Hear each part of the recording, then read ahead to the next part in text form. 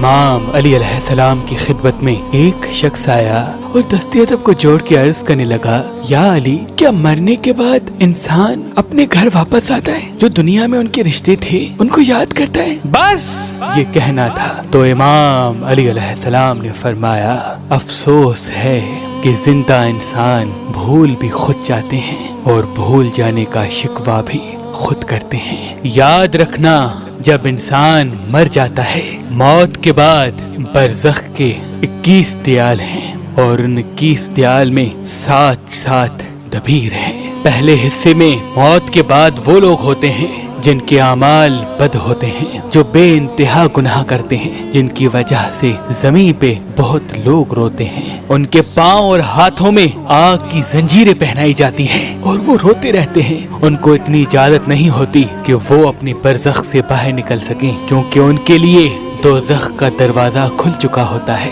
نہ وہ برزخ سے باہر جا سکتے ہیں اور نہ ہی ایک پل کا آرام اسے ملتا ہے۔ وہ صرف انتظار کرتے ہیں کہ اب ہمارا کیا ہوگا جب اللہ روز محشر ہمیں اٹھائے گا۔ دوسرے حصے میں وہ لوگ ہوتے ہیں جن کے اعمال نیک ہوتے ہیں، جو اللہ کے قریب ہوتے ہیں، جنہوں نے اپنے وجود سے اللہ کی مخلوق کا بھلا کیا، جنہوں نے اپنے افعال سے اللہ کی مخلوق کو فائدہ دیا اور اللہ کی عبادت کی۔ ان کے لیے جنت کی کھڑکی کھل جاتی ہے اور اللہ کی طرف سے ان کو یہ اجازت ہوتی ہے کہ وہ جب چاہیں برزخ سے عالم آسود، عالم ملکوت، عالم دیاق، عالم وسط کی طرف جا سکیں۔ تو وہ اس جہان میں بھی آتے ہیں، وہ پچھلے جہان میں بھی جاتے ہیں، وہ مقدس مقامات کی زیارت کو بھی جاتے ہیں، اور وہ نیک بندے کبھی کبھار اپنے زندہ لوگوں کے خواب میں بھی آتے ہیں اور ان کے لیے دعا کرتے ہیں۔ اور تیسرے حصے میں وہ لوگ ہوتے ہیں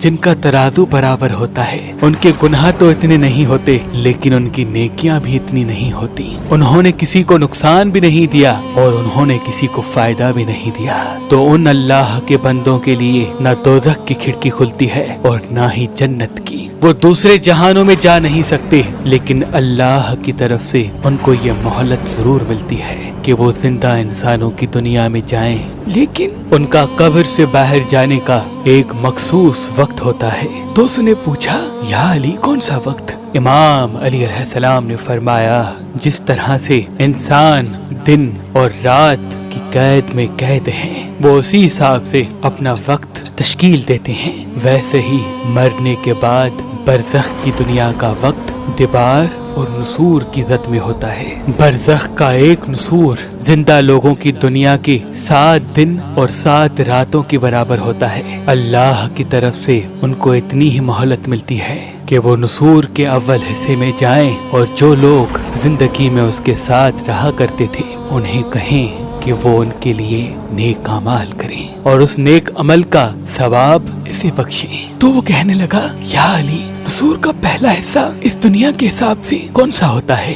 امام علی علیہ السلام نے فرمایا، وہ پہلا حصہ اس زندگی کے حساب سے جمعرات کا ہوتا ہے۔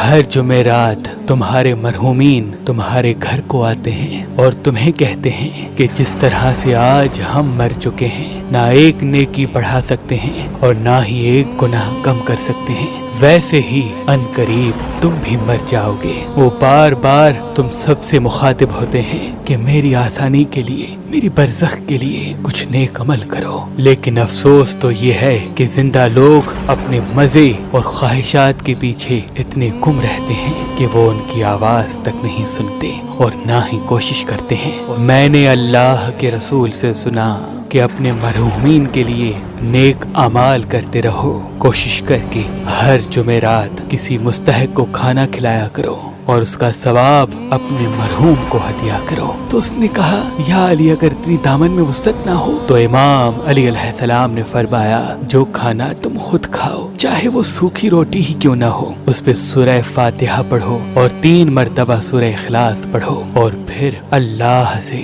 اپنے مرحوم کی مغفرت کے لیے دعا کرو۔ انشاءاللہ تمہارے مرحومین کو جب یہ تمہارا ہدیہ ملے گا تو وہ بھی تمہارے لیے دعا کریں گے۔ اور جب کوئی مرا ہوا انسان برزخ سے زندہ لوگوں کے لیے دعا کرتا ہے تو اللہ وہ دعا کبھی رد نہیں کرتا۔